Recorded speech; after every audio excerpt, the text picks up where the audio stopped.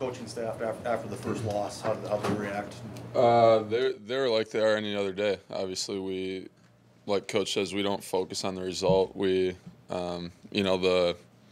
team meeting that we had on Sunday was pretty similar to the team meeting we had after the Buffalo game. There's a lot to take away from the game that we thought we did well, but obviously we didn't do well enough to win that football game or to deserve to win that football game. And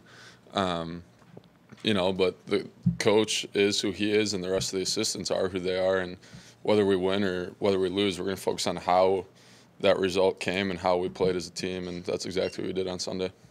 Connor, with Demery back, does any of that fall on you to get him a little bit more up to speed or get him more? Yeah, I think a little bit. I think just as a room of quarterbacks, we're always trying to do, we're doing our best to make each other the best quarterbacks we can be. And with Demery being out a couple weeks here, we've got to get him caught up as quick as possible on the new, the couple new things that we've started doing on offense. And that's a whole group effort as quarterbacks. But we got to get him up to speed as quick as we can. What have you observed about Tanner Morgan? Mm-hmm. How do you evaluate him? I've gotten to know Tanner extremely well since January. I've been around a lot of guys who've come in here as 17-year-olds, leaving high school early, and know how difficult that can be, coming to college as a kid still. And he's grown so much just as a person since he's gotten here, but so much as a player as well. And I really think the sky's the limit for him, and he's an incredibly intelligent person off the field and on the field. And as long as he keeps working the way he's working, who knows what he's going to be able to do. What did you take away from the captain of the '67 team, speaking of the captain's breakfast? It's a remarkable experience. Coach does a great job of bringing former players in to share their knowledge with us for that breakfast before the game. And obviously hearing somebody talk who, what he told us, and just hearing from the last captain of the last team to do what we want to do as a program here is a really special moment, and you're able to take things away that, we don't know those things because we haven't done that as a group, since I've been here for 5 years, let alone 50 years before I was here. So hearing the knowledge and the wisdom that he has to give to us to know what I've got to continue to preach to these guys that are going to be here for another 4 years, and those guys are going to be able to do that to the kids that continue to come in here year after year, just gaining that knowledge and wisdom and hearing truly what it takes, to get us to that point was extremely powerful. Connor, how much do you rely on Rodney Smith in the running game? He's obviously an incredible talent at running back along with Shannon, and I've stated many times those two do an incredible job of making my job a lot easier for me, and they do a great job of taking minimal opportunities, in the run game and making those opportunities into 5 or 6 yards. And they need to keep working to get better because they know that they can be better players, and we got to keep working with the O-line to get them as many reps as possible and get them to where we know they can be. And just as an offense as a whole, we got to keep growing and keep changing our best to get to where we know we can be. What do you see from Purdue's defense? Very talented, a lot of experience in the front seven, very talented front four of D linemen.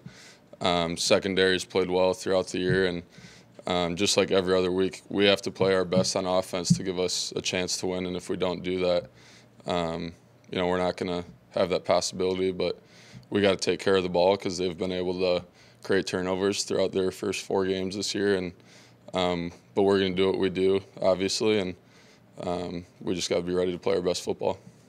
Teams give you a lot of different looks that you haven't seen when you go into a game, or do you usually, if you get the scouting report right, they don't show you much that you haven't seen that comes out?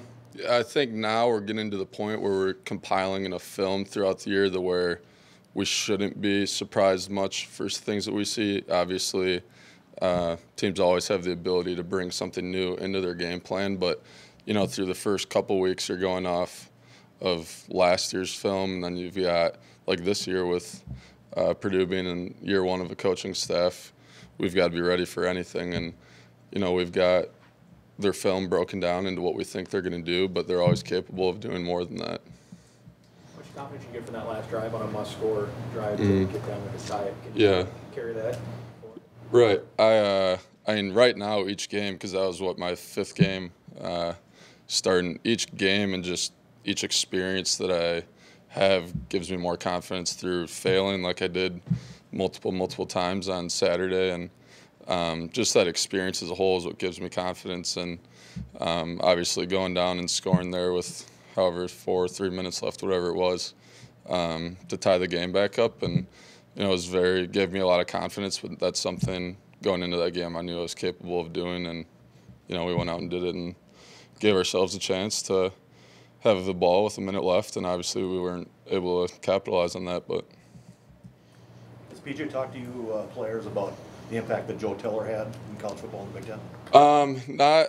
Not too much yet. Obviously we're focusing on Purdue. We're focusing on us, learning the game plan, doing all that to be ready to play our best football. But me being a little bit older than the rest of the guys in this program, I didn't know much about Coach Tiller, but I remember the days when Purdue was competing for Big Ten championships when he was there, and he's obviously done a great amount for that university, that program, and for the Big Ten as a whole. So anything that we're able to do this week is going to be a great honor to honor his legacy and what he's done for the Big Ten and for the University of Purdue.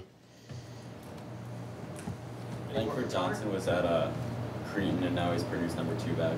Did you guys overlap at all? Yeah, I believe he was there. I can't remember exactly what age he was. He may have been a freshman when I was a senior, maybe when I was a junior, and then he ended up transferring down to Florida. But I know him a little bit, but not to the level of, I haven't really kept in touch with him at all, but I'm sure I'll catch up with him after the game a little bit and reconnect. Any more for Conor? Thanks, guys. Thanks, Connor.